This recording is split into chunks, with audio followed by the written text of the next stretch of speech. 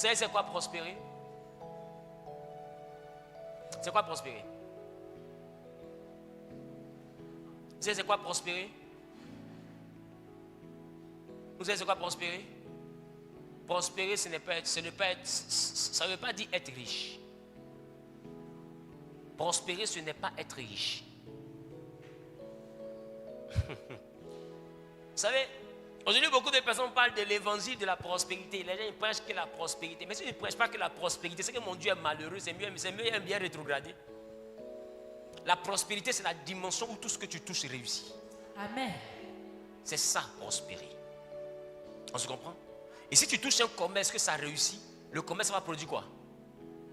Des bénéfices. Et ces bénéfices vont devenir une richesse pour toi. Mais la prospérité n'est pas la richesse. La prospérité, c'est la réussite de tout ce que tu touches. Donc ça veut dire que même si demain on t'arrache ce commerce-là, que tu te mets encore à faire une autre activité, ça réussit. Partout où on te jette, tu pousses. C'est ça la prospérité. Donc si quelqu'un ne souhaite pas être prospère, c'est que c'est un maudit.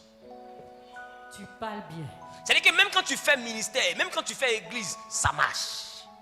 Tu dis tu joues ballon, c'est chic. Tu dis tu fais comédie, c'est doux. Tout ce que tu fais, ça marche. On dit tu prospères. Est-ce que quelqu'un me comprend? Amen. Donc quelqu'un qui ne souhaite pas être prospère, c'est un maudit. Désirer être prospère, ça ne veut pas dire que tu as l'amour du matériel. Ça veut dire que tu ne veux pas être un échec. Prêche. Ça veut dire que tout ce que tu fais doit marcher. C'est ça, être prospère. Amen. Joseph était un enfant prospère. Mais Joseph n'était pas riche quand il était dans la maison de Potiphar. Ça veut dire que la prospérité ne veut pas dire la richesse. La Bible dit, la maison de Potiphar a prospéré sous les mains de Joseph. Mais qui était devenu riche? Potiphar. Mais qui était prospère? Joseph. Mais qui est devenu riche? Potiphar. Donc ça veut dire que quand tu es prospère et que tu travailles dans la société de quelqu'un, c'est celui pour qui tu travailles là qui devient riche. Parce que tout ce que tu fais réussit. Mais lui, il te doit seulement que ton salaire. Si c'est 300 000, il te paye tes 300 000. Même si tu as fait rentrer 30 milliards. Celui qui est prospère, normalement, sa prière, c'est de ne plus travailler pour quelqu'un. Amen. Parce que tu comprends que quand tu travailles pour quelqu'un, la personne devient riche. Donc tu préfères travailler pour toi-même pour que ta prospérité puisse t'enrichir toi-même. Parce que partout où on te dépose, ça pousse. Jacob est venu trouver un troupeau maigre. Comme c'était un enfant prospère, le troupeau de Laban s'est accru sous les mains de Jacob. Quand tu es prospère, tout ce que tu touches, tu réussis. Amen. Et c'est par là qu'on reconnaît un enfant de Dieu. Un enfant béni de Dieu, tout ce qu'il touche, réussit.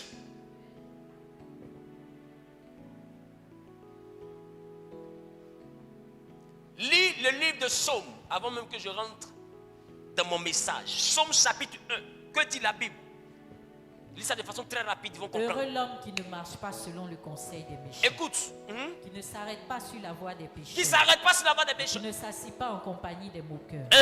Mais qui trouve son plaisir dans la loi de l'Éternel. Qui trouve son plaisir dans la loi de l'Éternel. Qui la médite jour et nuit. Qui la médite, c'est un enfant de Dieu, c'est ça non? C'est un enfant de Dieu. Il n'est pas sur les pécheurs. Il veille à ne pas être parmi les moqueurs ni les méchantes personnes. C'est quelqu'un qui surveille sa vie, c'est ça non? Mais il trouve son plaisir où? Dans la parole de l'Éternel. C'est un enfant de Dieu, c'est ça? Poursuis. Il est comme un arbre planté. Il est comme un arbre. Quand tu es un enfant de la Bible, tu es comme un arbre planté près d'un courant d'eau. Qui donne sa fruit en son fruit en sa saison. Oui. Et dont le feuillage ne se flétrit. Et dont le feuillage ne se flétrit pas. Regarde la suite. Tout ce qu'il fait lui réussit. Tout ce qu'il fait lui réussit. Donc toi tu es enfant de Dieu, puis tout ce que tu fais ne réussit pas. Sache qu'il y a un problème dans ton affaire là. Parce qu'un enfant de Dieu, normalement, ce qui t'accompagne, c'est la prospérité. Et j'ai envie de te dire, la prospérité n'est pas fonction d'un grand travail. Prêche. La prospérité ne dépend pas d'un grand travail. Genèse chapitre 26, verset 12 dit quoi? Toi, tu penses que c'est si tu es DG que tu seras riche. Non, je te dis, tu peux vendre purigeoire. Mais quand tu es prospère, tu es prospère. Tous ceux qui se purigent habitant, s'ils n'ont pas payé ton purigeoire, ils ne sont pas à l'aise. Si tu veux, faut vendre du pain. Il y a le pain à gauche, mais toi, ton pain, tant qu'ils n'ont pas mangé, ils ne sont pas contents. Si tu veux, faut vendre Baka. Ils seraient étonnés de voir des DG garer les 4x4 pour payer Baka. Partout où on te dépose, tu pousses.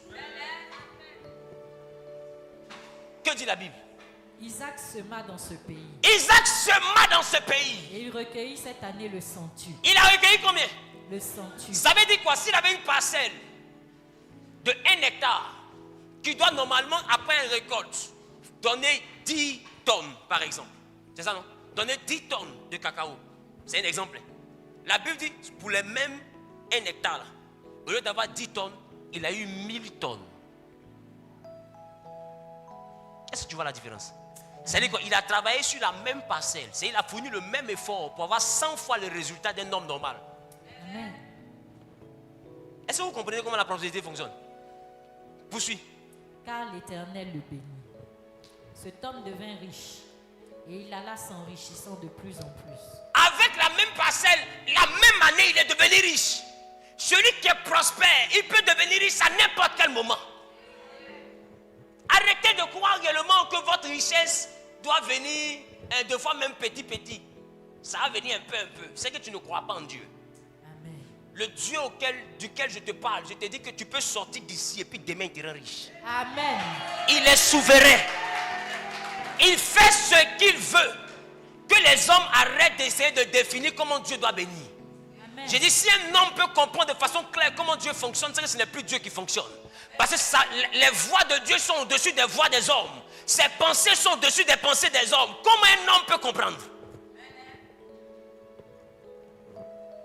Un homme qui plante sur une parcelle, et là où les autres ne sont pas devenus riches sur la même parcelle, lui il est devenu riche la même année. Et on dit, car l'Éternel l'avait béni. Quand Dieu a sa main sur toi, que la bénédiction est vraiment dans ta vie. Je n'ai pas dit que la bénédiction est une salutation où tu vois ton frère en Christ et tu dis, sois béni, et puis il dit amen, toi aussi sois béni. Ça c'est une salutation. On peut te saluer comme ça sans que tu sois béni. Amen. Mais quand tu es béni, tout ce que tu touches devient de l'or. Amen. Est-ce que quelqu'un me comprend? C'est ça, on dit un enfant béni. Dis je suis béni. Je suis béni. Dis je suis béni. Je suis béni. Dis je suis béni. Je suis béni. Dis je suis béni. Dis je suis béni. Je suis béni. Dis je suis béni. Je suis béni.